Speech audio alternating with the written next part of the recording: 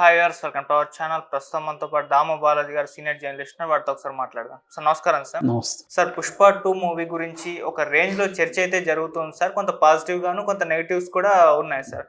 So మొన్న చెన్నైలో ఒక ఈవెంట్ చేశారు. అయితే ఈవెంట్లో ఫ్యాన్స్ కొంత ఫ్లాకార్డ్స్ పట్టుకొని చేరారు. ఏం పీకలేరు బ్రదర్ అని చెప్పేసి ఒక ఫ్లాకార్డ్ ఉంటుంది. అది పవన్ కళ్యాణ్ గారి అభిమానులకు నచ్చలేదు. పవన్ కళ్యాణ్ గారి అభిమానులకి, అల్లు అర్జున్ గారి అభిమానులకు మధ్య ఒక ట్విట్టర్లో వారైతే జరిగింది సార్ ఆ ఫ్లాకార్డ్ విషయంలో. అది ఎందుకు అని చర్చ కూడా జరుగుతుంది.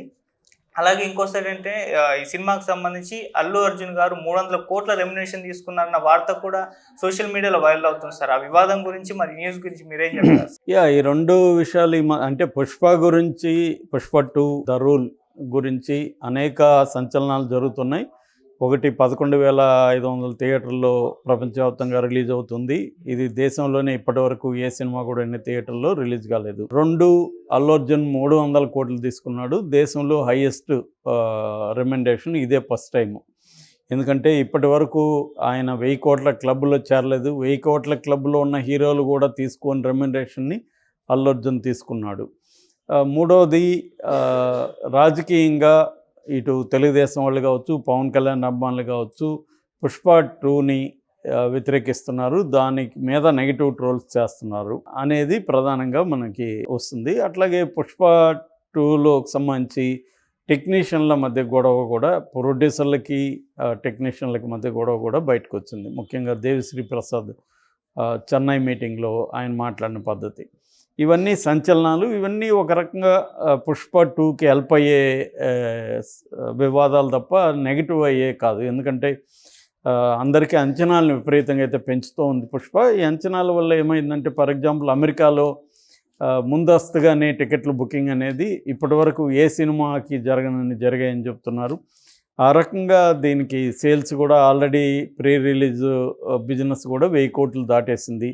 ఇటు థియేటర్ల బిజినెస్ కావచ్చు, ఓటీటీ కావచ్చు, శాటిలైట్ కావచ్చు, మ్యూజిక్ రైట్స్ కావచ్చు, ఇవన్నీ కలిపి 1000 కోట్లు ఆల్రెడీ దాటేసిందని చెప్తున్నారు. సో ఒక రకంగా ఇదంతా మంచిదే. అయితే వివాదాల్లో ముందుగా చెన్నైలో మీటింగ్ జరుగుతున్నప్పుడు కొంతమంది ప్లికార్డులు పట్టుకొని ఏం పీకలేవు బ్రదర్ అని తెలుగే కానీ ఇంగ్లీషు లిపిలో రాశారు. అందులో వాళ్ళు ఏంటంటే ఏమీ పీకలేవు అనేది P and K ఈ 2 కూడా క్యాపిటల్ లెటర్లు పెట్టి, మిగతా అంతా స్మాల్ లెటర్లు పెట్టారు. దాంతో క్లియర్గా ఇది PK అనే అర్థం వచ్చే విధంగా, అంటే వాళ్ళు PK అంటే పవన్ కళ్యాణ్ అభిమానులు అనేది క్లియర్గా తెలిసింది. మనకు తెలిసిందే పవన్ కళ్యాణ్ అభిమానులకి, అల్లు అర్జున్ అభిమానులకి, లేదా మెగా ఫ్యామిలీ అభిమానులకి, అల్లు అర్జున్ అభిమానులకి మధ్య ఒక సోషల్ మీడియా వార్ అనేది ఎప్పటి నుంచో జరుగుతుంది. దానికి బ్యాక్గ్రౌండ్ ఏంటనేది కూడా మనం అనేకసార్లు చెప్పుకున్నాం. అల్లు ఫ్యామిలీకి, మెగా ఫ్యామిలీకి మధ్య గొడవలు మెల్లమెల్లగా మొదలయ్యి అది పెద్ద స్థాయిలో వచ్చేసింది. దాన్ని ఇప్పుడు ఎవరు కూడా కంట్రోల్ చేసే పరిస్థితి లేదు. పవన్ కళ్యాణ్ కూడా స్వయంగా అల్లు అర్జున్ మీద నెగిటివ్ కామెంట్స్ చేశాడని గతంలో మనం చెప్పుకున్నాం. అంటే ఒకప్పుడు హీరోలు, ముఖ్యంగా శివరాజ్ కుమార్ వాళ్ళ నాన్న రాజ్ కుమార్ అడవుల్ని కాపాడే రోల్ చేస్తే, ఇవాళ ఉన్న హీరోలు అడవుల్ని నాశనం చేసే స్మగ్లర్ రోల్ చేస్తున్నారని ఆయన అన్నాడు.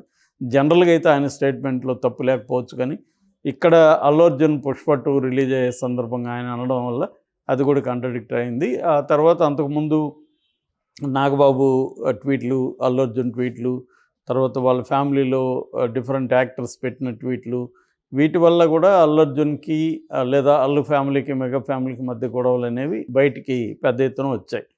సో అంతకుముందు గుసగుసల్లో ఉన్నది, వీళ్ళే అఫీషియల్గా గొడవలు ఉన్నాయి. దీనికి నేపథ్యం అల్లు అర్జున్ తన ఫ్రెండు నంద్యాల ఎంపీగా కంటెస్ట్ చేసిన వైసీపీ అభ్యర్థి శిల్పా కిషోర్ రెడ్డి వాళ్ళ ఇంటికి వెళ్ళడం, దానివల్ల గొడవలు రావడం, దాంతో కేసులు పెట్టడం, ఆ కేసుల్ని ఇటీవలనే ఏపీ హైకోర్టు కొట్టేయడం, ఇవన్నీ కూడా మనం చూసాం. సో దీనివల్ల ఏంటంటే పుష్ప 2 రిలీజు ఈ స్థాయిలో ఏ సినిమా, తెలుగు సినిమాకి కూడా ఇంత ప్రీ రిలీజ్ క్రేజ్ అనేది రాలేదు. రెండోది ఏంటంటే అల్లు అర్జున్కి ఈ స్థాయి రావడం అనేది జీర్ణించుకోలేని విషయం చాలామందికి.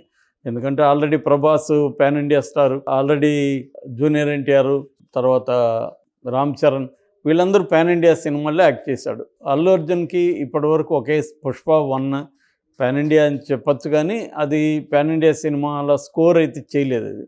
ఎందుకంటే 1000 కోట్ల క్లబ్లోకి ఇప్పటివరకు వెళ్ళలేదు. అలాంటిది తెలుగు నుంచి చెప్పాలంటే ఒక ప్రభాస్కే ఆ కైండ్ ఆఫ్ మార్కెట్ ఇప్పటివరకు ఎస్టాబ్లిష్ అయింది. ఇంకెవరికి కూడా ఎస్టాబ్లిష్ కాల. కానీ అల్లు అర్జున్ ప్రభాస్ని కూడా దాటేశాడు. ఈవెన్ అతని పుష్ప 2 లేటెస్ట్ ట్రైలర్ అందరినీ అధిగమించేసింది. వ్యూయర్షిప్ కావచ్చు, లైక్స్ కావచ్చు, కామెంట్స్ కావచ్చు, దీంట్లో అందరినీ కూడా దాటేసింది. అట్లాగే కిసిక్ సాంగ్ కూడా ట్రెండింగ్లోకి వచ్చేసింది.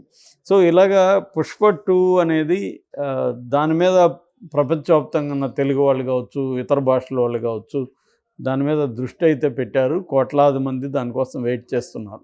ఈ క్రమంలో ఒక న్యూస్ వైరల్ అవుతుంది ఏంటంటే, అసలు ఇండియాలోనే మామూలుగా అయితే మనకి ఇండియాలో ఎక్కువ తీసుకున్న వాళ్ళు షారుఖ్ ఖాన్లు 3 ఉన్నారు. షారుఖ్ ఖాన్, సల్మాన్ ఖాన్, ఆమిర్ ఖాన్, ఇకపోతే సౌత్లో తమిళ్లో రజనీకాంత్, విజయ్.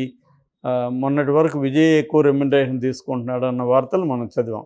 సడన్గా ఇప్పుడు ఏమైంది, అల్లు అర్జున్ 300 కోట్లు తీసుకున్నాడు అంటని వార్త వైరల్ అవుతుంది. ఇది కొంతమంది ఏమనుకుంటున్నారు, ఇది అల్లు అర్జున్ ఫ్యాన్సే క్రియేట్ చేశారు కావాలని అని అంటున్నారు. కానీ అది నిజం కాదు. ఫోర్బ్స్ ఇండియా వెబ్సైట్లోనే పెట్టారు. ఫోర్బ్స్ ఇండియా వెబ్సైట్లో వాళ్ళ ఇటీవలి రీసెర్చ్లో వాళ్ళ ఫైండింగ్ ఏంటంటే, మొత్తం 10 మంది highest paid heroes in India top 10 ఇచ్చారు.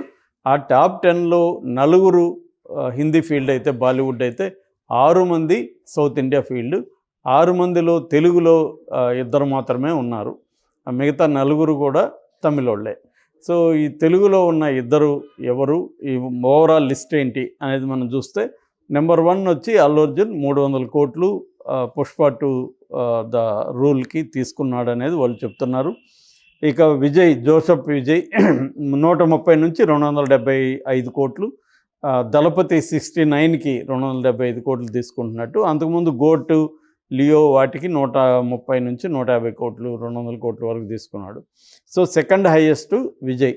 థర్డ్ షారుఖ్ ఖాన్, ఆయన 150 నుంచి 250 కోట్లు డంకీ సినిమాకి తీసుకున్నాడని. ఇక ఫోర్త్ రజనీకాంత్ 125 నుంచి 270 కోట్లు, ఆయన వేటయానికి జైలర్కి ఆయన తీసుకున్నాడు. ఇక 5వది అమీర్ ఖాన్ 100 నుంచి 275 కోట్లు, లాల్ సింగ్ చద్దా సినిమాకి ఆయన తీసుకున్నాడు. ప్రభాస్ 6వ ప్లేస్లో ఉన్నాడు, 100 నుంచి 200 కోట్లు కల్కి సినిమాకి తీసుకున్నాడు. అజిత్ 105 నుంచి 165 కోట్లు తునివి సినిమాకి తీసుకున్నాడు. సల్మాన్ ఖాన్ 100 నుంచి 150 కోట్లు టైగర్ 3కి తీసుకున్నాడు. ఇక కమల్ హాసన్ 100 నుంచి 150 కోట్లు ఇండియన్ 2కి తీసుకున్నాడు. ఇక లాస్ట్లో వచ్చి అక్షయ్ కుమార్ 60 నుంచి 145 కోట్లు కేల్ మే సినిమాకి తీసుకున్నాడు. అంటే టాప్ దీంట్లో తెలుగులో ఓన్లీ ప్రభాస్ అండ్ అల్లు అర్జున్ ఉన్నారు. అల్లు అర్జున్ టాప్ 10లో టాప్ 1గా నిలిచాడు అనేది ఫోర్బ్సే స్వయంగా చెప్పింది. అట్లాగే వీళ్ళ నెట్వర్త్ కూడా అందరిది నెట్వర్త్ ఉంది. ఈ టాప్ 10లో నెట్వర్త్ ఎక్కువగా ఉన్న వాళ్ళల్లో నెంబర్ 1లో మాత్రం షారుఖ్ ఖాన్ నిలిచాడు. ఆయనది 6,300 కోట్లు ఆయన నెట్వర్త్ అని చెప్తున్నారు. అట్లాగే వరల్డ్లో టాప్ 5 ఆర్టిస్టులు నెట్వర్త్ ఎక్కువ ఉన్న టాప్ 5లో కూడా సల్మాన్ ఖాన్ 4వ ప్లేస్లోకి వెళ్ళాడు. నెంబర్ 1 వచ్చి టైలర్ పెర్రీ ఉన్నాడు.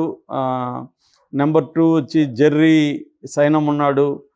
తర్వాత డానీ జాన్సన్. తర్వాత 4వ ప్లేస్లో షారుఖ్ ఖాన్ ఉన్నాడు. లాస్ట్ ప్లేస్లో టామ్ క్రూజ్ ఉన్నారు. అంటే హాలీవుడ్లో వాళ్ళ కంటే చాలామంది కంటే కూడా షారుఖ్ ఖాన్ నెట్వర్త్ అనేది అక్కడ ఎక్కువ ఉంది. ఇక నెంబర్ 1 హీరోయిన్స్లో ఎక్కువ తీసుకునేది దీపికా పదుకోనే అని చెప్తున్నారు. 15 నుంచి 30 కోట్లు ఆమె తీసుకుంటుంది అనేది వీళ్ళు ఫోర్బ్స్ ఇండియా చెప్తున్న లెక్క. ఇది ఒక రకంగా రికార్డ్ అని చెప్పాలి అల్లు అర్జున్కి. Allu Arjun already national award Pushpa 1లో వచ్చింది.